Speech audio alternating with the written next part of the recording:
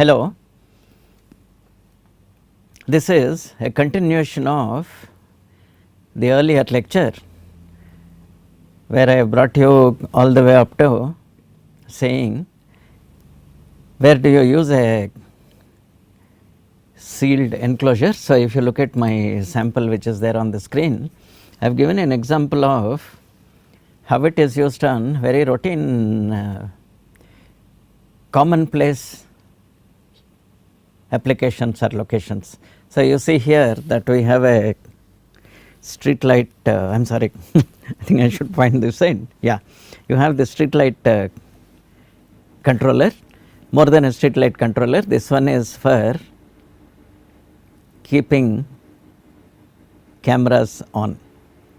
So, obviously, as per the negotiations, they have mounted, and then allow me to say I am not being intentionally sarcastic or anything. It is just that I am trying to appeal to you that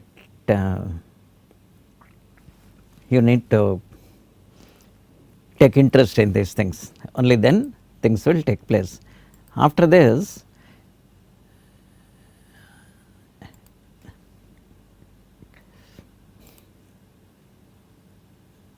I will now take you to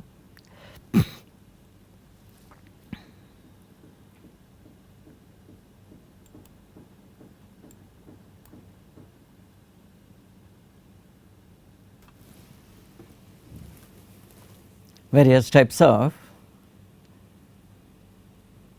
data and documentation that is available for standard enclosures. Again, talking about two things, it is not just a question of in this corner here, no, you will just see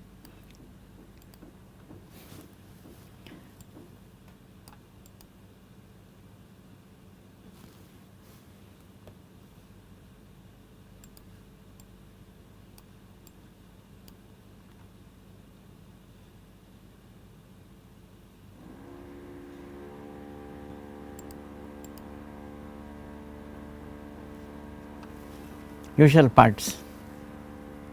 One of them is saying, that yellow line saying gasket,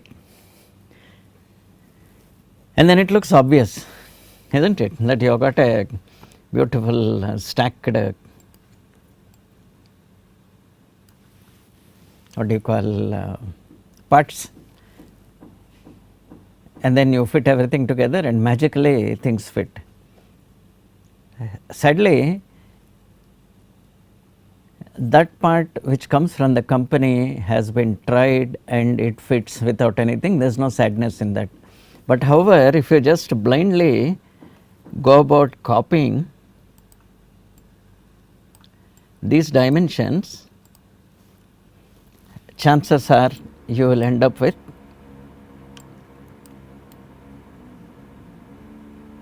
if you blindly, as I said, copy these dimensions, it really will not take us anywhere. The thing is, the gasketing and related to gasketing, while at the design stage you can copy the geometry a little, the manufacture and after the manufacture compliance and documentation is very critical. It is not easy. Nobody will risk putting any of this into the field directly, believing I will say unauthorized or non-compliant, non-verified source like a lot of us. This has been actually taken from this catalog. It looks like there is not too much of an IP issue about it, not too much of an IP issue about it, not the index of protection, it is about the intellectual property, because if you buy it from them, you are welcome to use it and use it, apply and so on.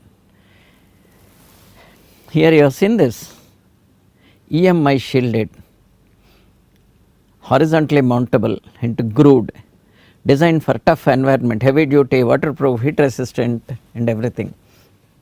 This has been tried and tested. Hence, also you pay for the quality. So, even if you were to make it yourself, you should run through the tests and probably ask a professional to validate your design. Design again in this case is not a matter of filling a new numbers here and there. It is not a partial differential equation, though some people have tried to model it. I have nothing against it. Differential equations are good, and maybe they can even predict whether the case will fail or not. Just like they can, I am sure they can accurately predict whether it is going to rain on your picnic.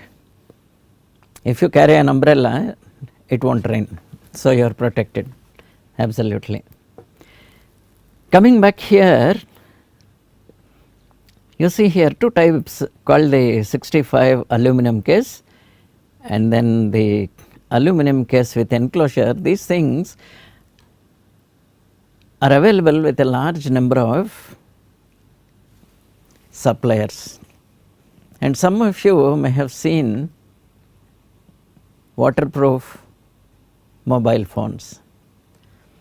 So, I owned or I held for maybe a few days a Samsung Marine mobile phone. The beauty of it is you can, it is guaranteed. If you can somehow prove that without its opening you threw it into the water, it still works. So, I think it is called Samsung Marine or Samsung Lifestyle or something. The beauty is an ordinary mobile phone has been made that it is IP 56, IP 65 both, meaning temporarily if you use it, but however it is not the same as GoPro underwater housings. GoPro underwater housings and all are special, you would have seen those things. Now, I will draw your attention at this point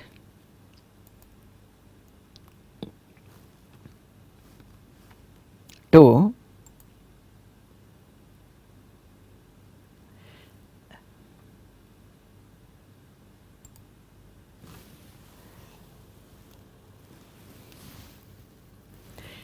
lot of documentation that is available online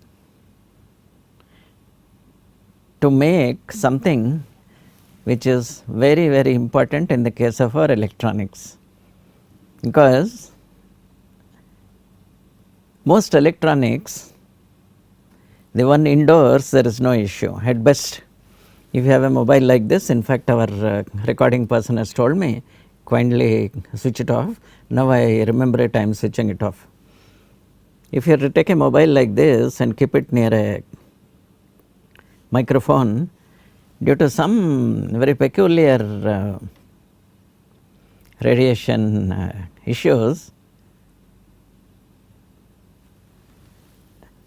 some noise from here is picked up from the microphone. Next time, if you see any of these TV shows and all that, you can see one peculiar, it is not a ringtone, it is not a nothing which you can hear from the outside, but from by some EMI, interference, one peculiar signal which your mobile sends to the nearest tower to show that I am here, that GPRS locating signal keeps getting picked up with these things, but it is not a big issue. You can always find out whoever is carrying it, tell them, can you please switch it off. It is not about muting it. If you mute it or if you put it in silent mode or vibrate mode, still this EMI to the mic affects the performance of this recording. Normal course there is nothing, it may be just irritating sound, but imagine on the other end you have some type of automatic something control. I will loosely use the word gain, I will usually use the word volume, I will use the more technical word VU. So, you have a VU meter, and this sort of things, whoever is looking the VU meter and then trying to keep it at the optimum recording position, chances are it will lead to an error.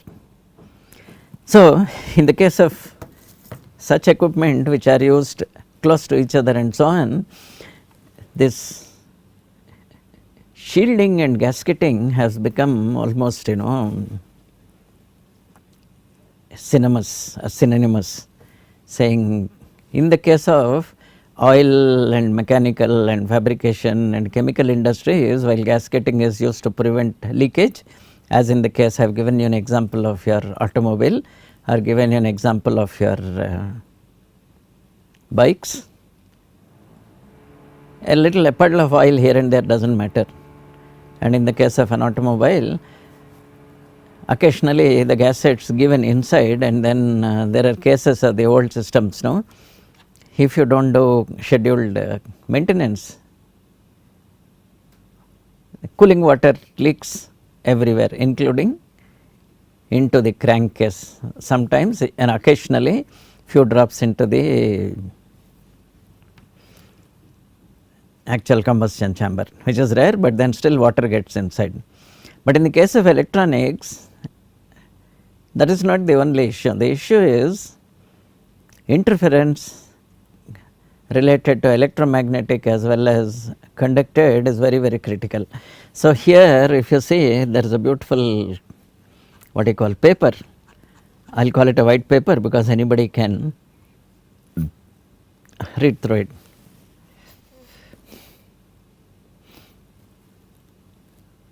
So, there is a lot of thing about relative magnitude between the magnetic field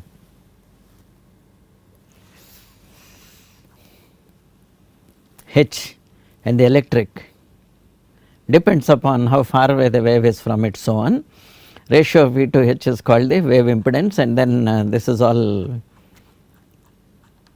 a little bit of theory. So, you have here two planes, and I suggest you read it. I am no good at it. That is the very reason I am trying to show you these things. So, we have here a lot of issue about what exactly is current density, skin depth, and thickness is critical at low frequencies. Thickness of the metal or whatever you are trying to do these things. So, what are low frequencies? Typically,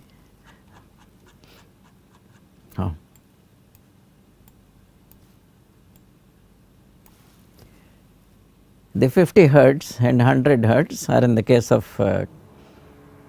some places where you have the 60 and then the 120, the harmonica field is still considered low enough, and there is no simple way of getting rid of it.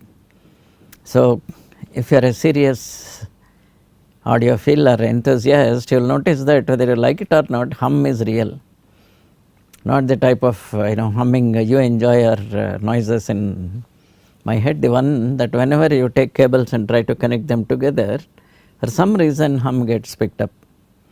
Only professional electronics, they guarantee if you use their own and proper connectors and then their own equipment, because the issue is not about just thickness, it is about something called impedance matching, something about the source impedance, something about the target impedance and so on.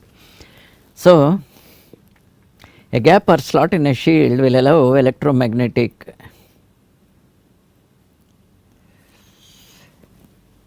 fields radiate through the shield unless the current continuity can be preserved across the gaps.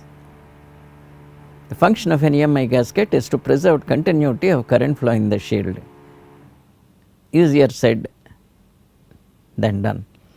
If you remember the second or third lecture, I talked to you about typical what do you call, enclosures used in normal day to day things what you see. One of them was a game, and that the game is built on a what do you call, CD drive. So if you open it, you will be surprised that there's tremendous amount of care has been taken to have a proper shield.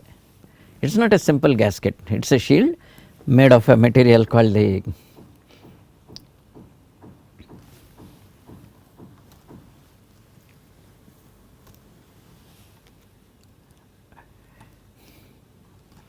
mu metal. So we have those of you enjoy equations, there are lots of equations here.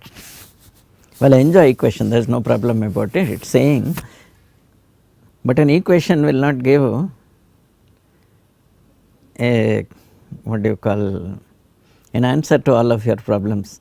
One specific question, one instance, it will tell you whether this option what you are considering will lead to this or not. And luckily for us, all this thing is available about, something about penetration loss expressed in dB, and then you have nice, beautiful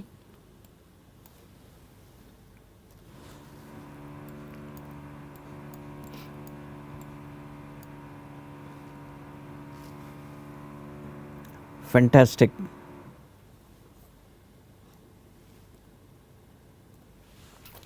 correlations which will give you a lot of this about shielding effectiveness in dB, reflection factor, and then absorption term expert, and the correction factor due to reflections from the far boundary and so on.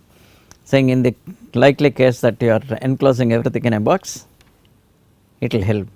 But I have known cases, I will say serious enthusiasts, they are not actually novices, who have tried to take a transformer, put it in a box, weld the box all around and put glass beads, and then still it does not escape. You see, electromagnetic part you have taken care of, but the conductive part we do not know where it is coming from. The conduction, is it across the wall or is it through the beads or this thing. Then add fit through capacitors, put it in another box, box and box and box. Still it is a trial and error, hit or miss solution. But then if you have these equations, probably you are better off, and then you come to all this stuff. Shielding effectiveness of metal barriers, magnetic field, absorption loss. So we have all these nice beautiful figures in which if you are attempting a first time design, or already you have an enclosure which needs to slight improvement somewhere. Saying imagine by whatever constraints you need to make an opening. If you remember, I showed you a place where there is a small filter on one side of one of those power control units, and similarly even the previous street that controller unit which is connected to that camera on top. So that had a small opening on one side. Now that can lead to problems. Right now fortunately it is in isolation, as such there is no issue about it. But however, if they are to be mounted one above the other, or one nearby, one very close to the other electrical things, this is real. At that point, no, you need to consider all these loss factors, these nomograms and all that. And we come to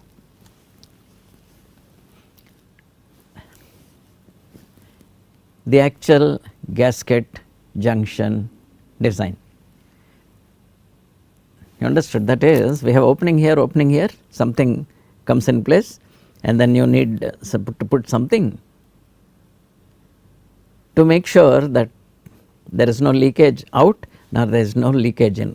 And then that way, if you look at it, if you take any of these mobile phones, it has so many antennas. I am surprised as to how there is no interference. So I asked a friend of mine, he told me, he didn't call me an idiot, but it was obvious that I didn't know much about it, saying, you have a simplified view of the world. In those cases, the antennas probably work in different frequencies, and then they are mounted separately, and in between there are other methods of doing. And secondly, tremendous amount of error correction and data, loss of data has been compensated. So now you know, even a very simple phone has probably a standard what do you call, a GSM GPRS antenna. Then somebody tells me that you need a different antenna for other functions. In this case, this has a Wi-Fi. So this can be used to control my DSLR. Most DSLRs, new ones, are controllable by Wi-Fi. And then we have a Bluetooth. And as if this were not enough, we have a NFC device which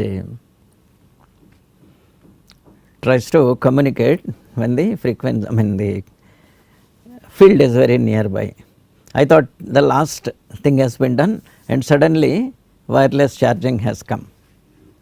Wireless charging can be a simple loop, or if you want to reduce the size, it is not as simple a loop as we think. There is something more to it than that. So we see that a lot of times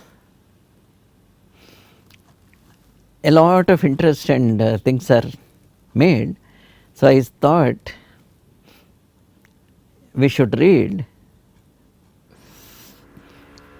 the first part of it. I will try to enlarge it.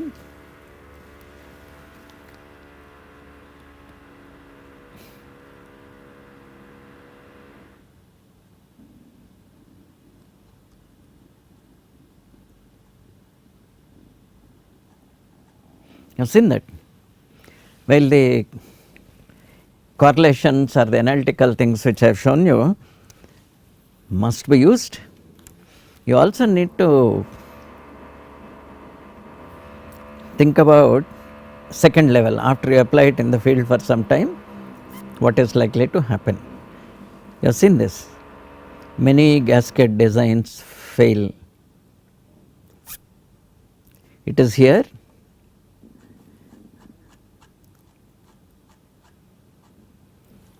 The designer could not or did not treat the mating surface with the same care as that given to the selection of the gasketing material. By definition, a gasket is necessary only when an imperfect surface mates. If the junction were perfect, which includes either a solidly welded or one with the mating surface stiff, flat, and across the junction, no gasket would be necessary. So I will see whether I can punch up. If you see the air conditioners, or at home you have your